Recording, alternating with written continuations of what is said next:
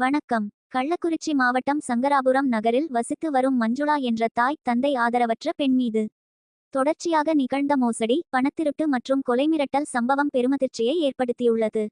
13 வயதிலிருந்தே கேரளாவில் வீட்டு வேலை செய்த மஞ்சுளா சம்பாதித்த பணத்தை முதலாளிகள் அவரின் வங்கிக் கணக்கில் சேமித்து வைத்திருந்தனர்.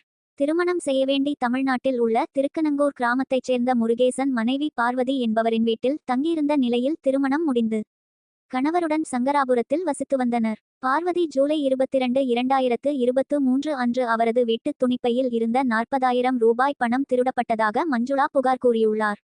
அதனைத் தொடர்ந்து மருத்துவச் செலவிற்காக வங்கிக் கணக்கிலிருந்த 50,000 ரூபாயில் இருந்து 5,000 எடுத்து தருவதாக கூறி பார்வதியும் அவரது தங்கை ராதாவின் கணவர் அம்மாசியும் சேர்ந்து மொத்தமாக 50,000 ரூபாயை மோசடியாக எடுத்துக்கொண்டதாக குற்றம் சாட்டப்பட்டுள்ளது. இந்த விவகாரம் ஊர் முக்கியஸ்தர்கள் முன்னிலையில் பஞ்சாயத்தில் பேசப்பட்டபோது சம்பந்தப்பட்ட மூவரும் பணத்தை திருப்பித்தர ஒப்புக்கொண்டதாகவும், அதற்கு ஆறுமுகம் மகன் லோகு என்ற லோகநாதன் மாலை முரசு பத்திரிகை ஊடகவியலாளர் ஜாமீன் ஏற்று பணத்தை வாங்கித்தர முன்வந்ததாகவும் தெரிவிக்கப்பட்டுள்ளது. ஆனால் பின்னர் மஞ்சுளா பணத்தை கேட்டபோது லோகநாதன் அநாகரிகமாக திட்டி கொலை மிரட்டல் விடுத்ததாகவும் மஞ்சுளா புகாரளித்துள்ளார்.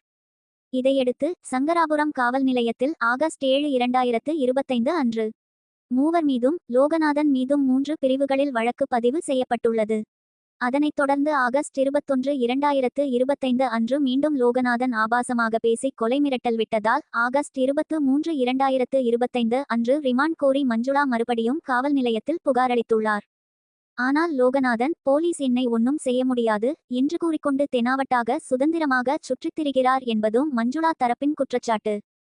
இந்த நிலையில் மஞ்சுளா கைக்குழந்தையுடன் கள்ளக்குறிச்சி மாவட்ட ஆட்சியர் அலுவலகத்திலும் மாவட்ட காவல் கண்காணிப்பாளர் அலுவலகத்திலும் நேரில் சென்று மனு அளித்து FIR வழக்கில் குற்றப்பத்திரிகை தாக்கல் செய்ய, மோசடி செய்த பணத்தை மீட்டுத்தர நடவடிக்கை எடுக்க கோரிக்கை வைத்துள்ளார். இந்த விவகாரம் குறித்த மேலும் விசாரணை நடைபெற்று வருகிறது.